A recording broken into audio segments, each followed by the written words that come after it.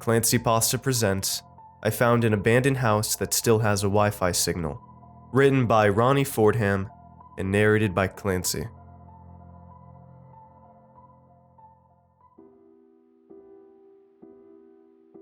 "2009 was a different era. Not everyone had an iPhone back then. No omnipresent Wi-Fi signals. And most people thought apps were appetizers. Yeah, this shit wasn't easy.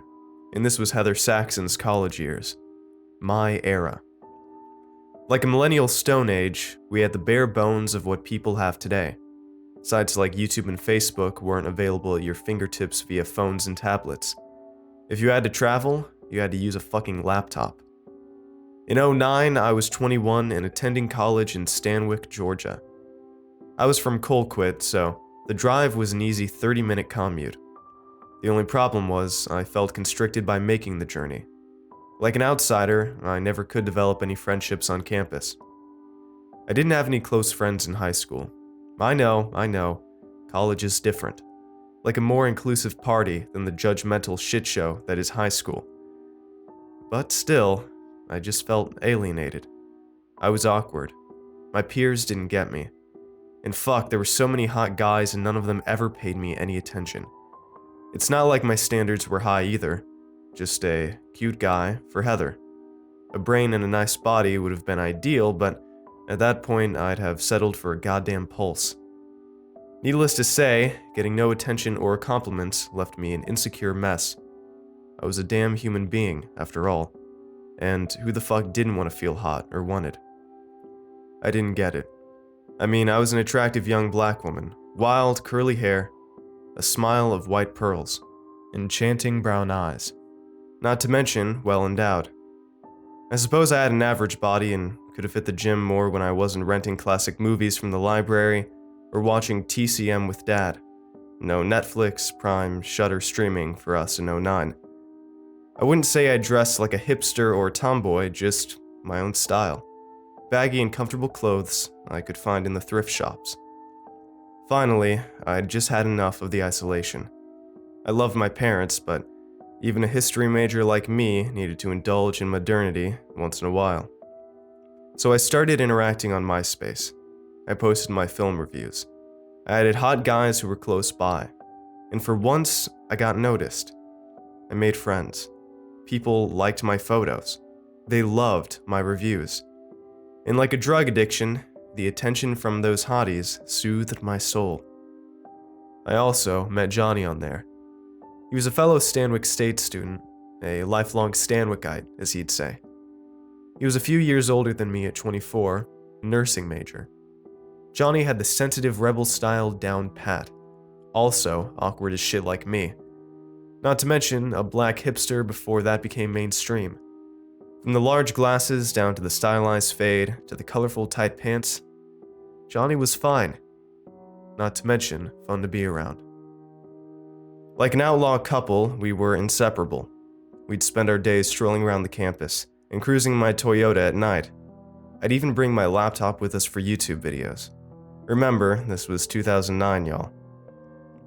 Like our Lover's Lane, the Craven House was an old abandoned house about 15 miles away from campus. With only woods for neighbors, Amanda Craven's 2-story brick house was ideal for delinquents and hookups. 3 acres of an overgrown playland. Johnny knew about the secret hideout from being friends with Amanda's niece. Amanda was considered an eccentric, if kind, older woman. A red-headed recluse. Elaborate dresses, excessive makeup. She was the type who always seemed older in a wax figure way, like she came out of the womb at 50. Once Amanda passed away a few months earlier, no one moved into her home. And like we were booking a resort or hotel room, Johnny and I would crash the property on weekend nights. When Johnny and I made these visits, the laptop came in handy for mood music, either for making love or to get scared. Sometimes both. I enjoyed picking the soundtrack, and Johnny could pick some nice tunes as well. Consider us a DJ duo. Amidst the high grass and Amanda's rusty cars, Johnny and I would camp out in the Toyota like we were in the back of a pickup, all with a prime view of the Craven house. The house was still in decent shape. Not even the windows were shattered. The front porch still intact. Like a sturdy tree, the house stood tall. The house also had a secret Johnny shared with me. A Wi-Fi signal. Like finding gold, these signals were an exciting discovery for us mere mortals back in 2009. Powered by the house's Wi-Fi, Johnny and I could then descend on a manic YouTube journey. This Friday in January was no different. The weather was perfect. Not cold, just cool enough to let us know it was winter, but definitely not cold enough to stifle our body heat. I pulled up in the dirt driveway and parked about 10 feet from the Craven house, right under a glowing full moon. Like ugly tombstones, Amanda's derelict cars stared back at us. Johnny turned off the radio. "You got it?" he asked. Like I was retrieving narcotics, I pulled a barefoot bottle of wine and several PBR tall boys out of my purse. "Mm-hmm." Eager, Johnny grabbed his cheap beer. Best girlfriend ever. I like to think so. Grinning, I planted a kiss on his lips. Johnny smiled. I know so. One quick tug popped the top on his beer. Joining in, I twisted off the bottle's cap. Leaning back, Johnny grabbed my laptop from the back seat. "We should get married out here." Chuckling, I gazed on at the Craven house. Even in the dark, I could see the house was still well intact. Like a body not fully decomposed. Preserved, even. Like an embalmed estate. The bricks looked strong. The porch even retained a country cuteness. "I guess it's better than church," I responded. No wind ripped through the Craven house. Like wide-open eyes, all the curtains and the windows were open. Nothing but darkness inside. In co-pilot mode, Johnny sat the laptop on his lap. The screen basked us in a beaming light. He clicked on the connections icon. "So, what are you thinking tonight?" he asked. Amused, I watched him click on the Wi-Fi signal 1313 Craven. 1313? I said with a smirk. That always gets me. "Yeah, fucking crazy," Johnny responded. With the perfect connection, Johnny clicked on Internet Explorer. "So which song? You name it." Like a house party, our Friday night got hopping. The booze flowed, and so did the soundtrack on YouTube. Of course, Johnny and I mixed the night up. There was making out, fondling, a fun detour in the back seat, all to the beat of our 70s-60s mix. Nothing like the Beatles' "We Can Work It Out" to get us hot. With midnight drawing near, Johnny had polished off all his beers. My wine bottle was now empty. We were beyond drunk, and the music swept us away like legal hallucinogenics. Back in the front seat, we'd even burned through a few paranormal videos. We were now nice and scared. A great excuse for us to be huddled together. "Almost midnight," I said. With an excited wave, I motioned toward the car clock. 11:59 p.m. "Let me know when it changes," Johnny joked. When the digits hit 12, I leaned in and gave him a passionate kiss. I liked the mystique of the midnight kiss, and the moonlight only made it all the more mesmerizing. Johnny broke away from me. "Whoa, hold on a sec." Chuckling, I watched him look up another video. "What?" Then the powerful opening to Skinner's Tuesday Gone hit me like a soliloquy from my love. Johnny always knew it was one of my faves. As my heart fluttered, Johnny gave me another kiss. Lightning surged through me. Johnny ran his hands along my arms. I'm so glad we met. Lost in the music, I proceeded to get lost in Johnny's soothing eyes. Indeed. Then right when Skinner's piano was about to kick in, a low voice overtook the southern rock. Like a falling curtain, the desperate voice paused the video and killed the song. Amidst a distorted static, the speaker was unmistakable. The voice of a helpless child had hijacked our station. "Help us!" cried the unseen little boy. Fear dominated me. I felt my heart sink to my stomach. In my arms, Johnny felt lifeless with unease. "Please," the boy continued. His voice sounded distant, like a transmission from a lost pilot. White noise scratched his cries. The boy's voice drifted from a low whisper to a torturous scream. "Help us! Save us!" Youthful anguish pierced through his yells. A real deep pain no child should ever experience. Disturbed yet riveted, I stared at the laptop. With each scream from the speakers, the entire screen glitched as if cringing in pain. "Shit," Johnny yelled. Frantic, he tried to exit the page, but the touchpad did nothing. Like a permanent screensaver, the paused video wasn't going anywhere, and neither were those painful cries. The screen's intermittent glitches kept taunting us. "God damn it won't let me change," Johnny screamed. The boy's sobs now accompanied the screams, a painful soundtrack for both our ears and souls. I leaned in toward Johnny. "There's gotta be a way." In a quick cut, the screen shifted to a different shot. Startled, we jumped back. "Whoa," Johnny yelled. What greeted us wasn't a YouTube video, nor a ghost video. There were no jump scares or cheesy music, just clear footage of a dark living room. Nothing grainy, an HD security camera. Like a photo shoot, a variety of lamps were positioned throughout the room. None of them turned on. White sheets covered all the other furniture, making the room resemble a ghost lounge. A couple of large paintings hung on the walls. Southern Gothic antiques. Horrified, I realized a tense silence had overtaken the boy's screams. There was no more static either. There was nothing except Johnny and I's own anxious breathing and movement. "Where is that?" I said. Trembling, Johnny pointed toward the screen, toward the room's windows. Their curtains were pulled apart. "I think it's inside," he said. And Johnny was right. In the pristine footage, I could see all the familiar cars through those windows, all the ugly ones. My Toyota stood out like a new model on a used car lot. "Oh God," I said, mortified. Johnny's eyes looked out toward the Craven house. "How'd they do that? I don't understand." By keeping a calm tone, his dread instead manifested itself with a death grip on my wrist. I followed Johnny's gaze. Focusing on the house's windows, I saw nothing other than the void of blackness within. Not a soul in sight. Not a camera. No child. And then, like a haunting chorus, several voices drifted to our terrified ears. Several kids.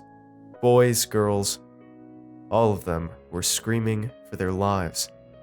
The distorted static surrounded them like a backing band. "Help us! Please! Please help me! Don't leave me!" The children's cascade of cries came one after the other.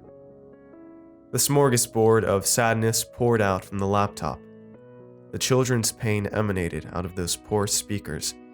Each child struggled to be heard over the other, not to mention through all the white noise, as if all these kids were trapped behind the computer screen. Scared, Johnny and I looked toward the screen. All we could do was listen and watch. Now on screen was outdoor surveillance footage. Crisp HD like the camera inside, only this one was pointed right at us. I could even see Johnny and me through the windshield, our terrified faces illuminated by the laptop's glow. "Oh shit," I yelled. Fueled by panic, Johnny kept trying to work the touchpad. Even from where I sat, I could see how futile the effort was. The screen wasn't changing at all, and the children's screams were only growing stronger. Don't leave us. Stay. Save us, please.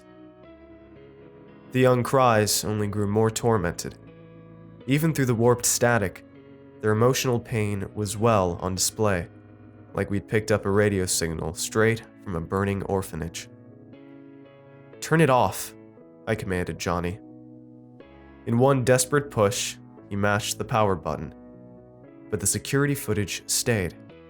Like the children's screams, the camera had now possessed my laptop. God damn it, it won't, Johnny yelled. Faint tears forming in his eyes, he hit the screen. Fuck! Help! Don't leave us! The children's cries made Johnny turn away in defeat. Their unrelenting chorus cut into me like a vicious blade, and the manic static only scrambled our minds. God, I heard Johnny's horrified voice say. What the fuck? Struggling with my own fear, I grabbed Johnny's shoulder. Johnny, look at me. Then, with the quickness of an unplugged radio, the voices and white noise came to a halt, just as quickly as Tuesday's Gone had ended. Nervous, Johnny and I confronted the laptop. Immediately, I wished I hadn't. Even in the silence, more fear shot through us. My screen had gone back to the living room footage, and the room was still the same. Still the Valley of Ghost. All except for its new occupant, a withered, tall woman standing in the very back. Like a morbid statue, she stood as still as the subjects in those paintings. In the dark, she almost resembled one of the lanky lamps, but the oversized red dress gave her away, as did her long legs and bare feet.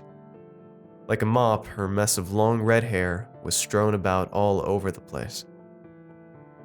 Oh fuck, Johnny yelled. The HD camera made it clear who the woman was. I hadn't even met her before or knew what she looked like, but the footage was enough for me to know Amanda Craven was still in the house.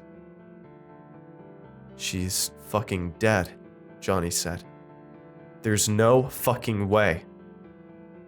Like lightning hit her, Amanda burst to life. In a slow, steady shuffle, she staggered toward the camera. Closer and closer toward the window. Closer toward us. Methodical, Amanda raised her scrawny arms, her steps more agonizing than the children's screams. But in the darkness, I still didn't get a clear look at her face, and I wasn't sure I wanted to. Johnny squeezed my wrist. Babe, just fucking go, he yelled in horror. Just when I was about to do what he said, the laptop screen switched. The children's tormented cries hit us like bullets. Don't go, no! Amidst the static, all of their haunting voices cut through the night like the cries of dying animals. They sounded wounded, painful, helpless. Johnny and I faced the screen, and we faced ourselves. There on the laptop was the same shot of us sitting in the car. This is fucking weird, I said. My eyes darted toward the house. I saw no cameras anywhere. No glowing lights, no sign of anything modern, really. I had no idea where this observant feed was coming from. Digging in deeper, Johnny tightened his grip on my wrist. Babe, come on. I kept scanning the lawn. The hideous, useless cars. Anything for a glimpse of these fucking cameras. Just wait a second, I responded. Are you fucking crazy? Like a spaceship appearing in the night, lights cut on in the Craven home. The second floor's eyes now beamed down on us behind bright lights. Shit, Johnny cried out.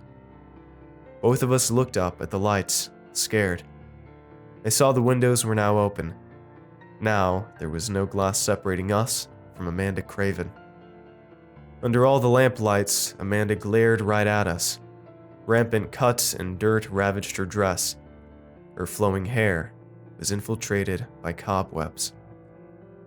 Johnny was right all along. Amanda looked like she never experienced youth. Not on that haggard face. Her sandpaper skin looked painful to bear, and the layers of movie star makeup could never disguise her craggy canvas of flesh. She was like a silent movie star who'd never changed her style, not even in the 21st century. Like an eerie statue, Amanda stood still.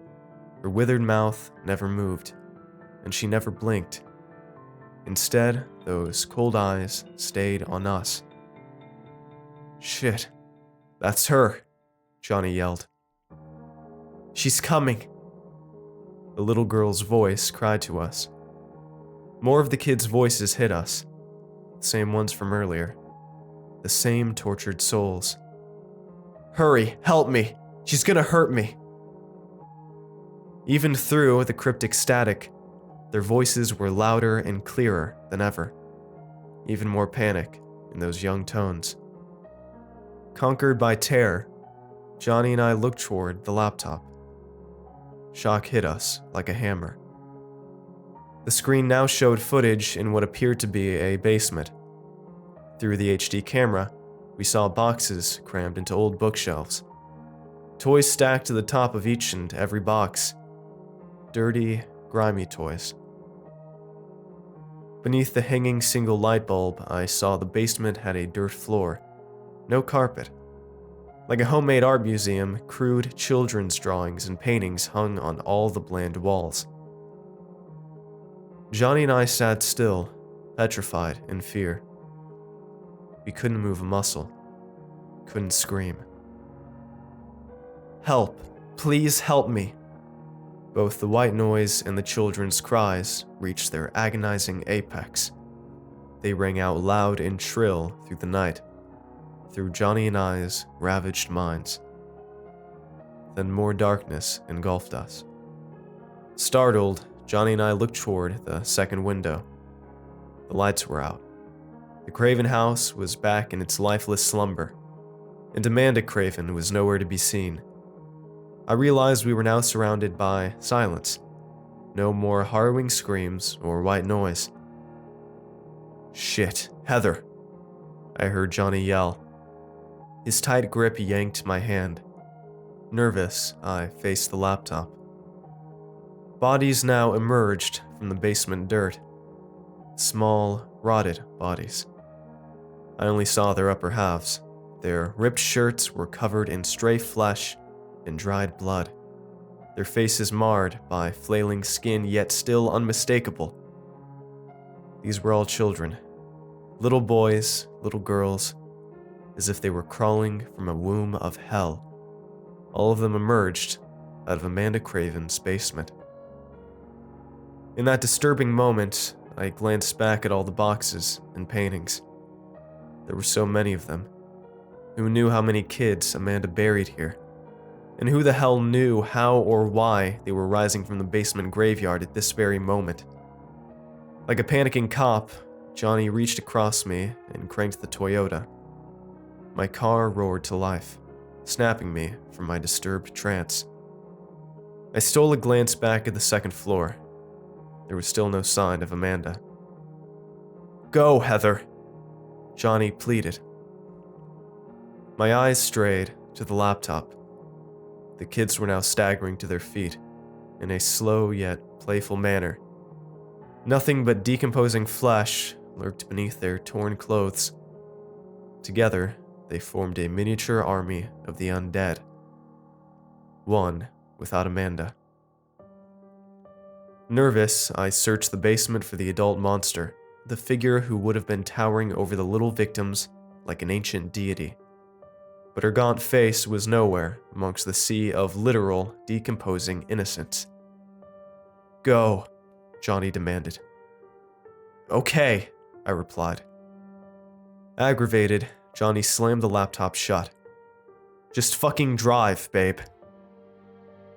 Like an anxious getaway driver, my trembling hand put the Toyota in reverse.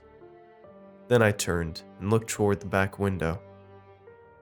I came face to face with the monster herself, Amanda Craven. She sat in the back seat, calm and collected, right behind me, as if Johnny and I were chauffeuring us straight to the basement graves. This up close, she somehow looked older, like someone had painted flesh and makeup onto a mummified corpse. Her red dress was soaking wet and drenched through my back seat. I just didn't know with what. I even saw bloodstains give Amanda's hair even redder highlights. Regardless of her craggy face, Amanda's eyes radiated with youthful excitement and life. Moving slower than a wind-up toy, her sinister smile crossed her scaly lips. Her clawed hand grabbed my headrest. Johnny screamed like a frightened child. "Hello, children," Amanda said, her southern accent full of guttural contempt rather than warmth. I looked on, frozen in fear. Panicking, Johnny gave me a light shove toward the wheel. "Go!" Snatching the steering wheel, I did my best to avoid looking at Amanda, even as I could hear her leaning in closer toward us. I could hear her cracking joints, her demented chuckle. My foot mashed the gas pedal, and like a rocket going in reverse, we backed out of the driveway in a furious blaze. "Go! Go!" Johnny screamed. My Toyota hit the highway. We were back on the road, back on paved safety. I aimed the car down south, toward home. "Holy shit," I heard Johnny say. Turning, I faced the back seat. Amanda was gone, as was the wet substance on the back seat. Like an apparition, she'd vanished into the January night. Before curiosity got the best of me, I slammed my foot into the pedal and cruised out of there, straight back to Colquitt. Johnny and I didn't sleep well that night. No one could have. And over the years, I never once went back to the Craven house. But I did still keep my laptop. And 10 years later, that Wi-Fi signal is still there. Still in my connections for whenever I get desperate. So no matter how far away I am from that old dark house, 1313 Craven continues to follow me.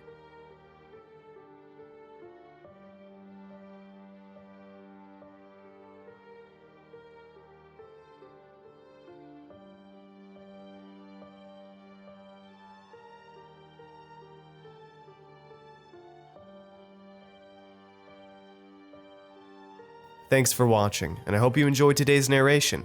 I want to give a huge thanks to last month's $5 and up patrons. Scorchin O, Rain S, Samuel S, Coney Pone, Gavin KL, Amanda W, PDR, Nabby, Gabriel B, James T, Benjamin K, Tim D28, Mr. Creeps, Tyler P, and all the other $5 and up and $2 patrons on screen as well. All of your support makes these narrations possible, and I appreciate it a ton. If you'd like to join these lovely ghouls, I'd appreciate it if you check out my Patreon page. For just $1 a month, you'll get an exclusive narration that will never, ever be uploaded to my channel. Usually, one a bit too extreme for YouTube. So that's at least one extra video every month for just $1, if not more. For $2 a month, you'll get thanked in the end scroll of every video, and for just $5 a month, I'll shout you out at the end of multiple videos a month personally. You also get exclusive Discord roles for those perks as well. If you'd like to chat with me for a bit, you can join me on a monthly live stream for just $10 a month and get a signed merch sticker for $25 a month. And if you're in the market for some horrifying shirts and hoodies, you can head on over to my Teespring store in the description as well. And don't forget to follow me on Twitter at @2ndClancy. I want to thank you all for watching, and I will see you all next time. Have a good night, everybody. Cheers.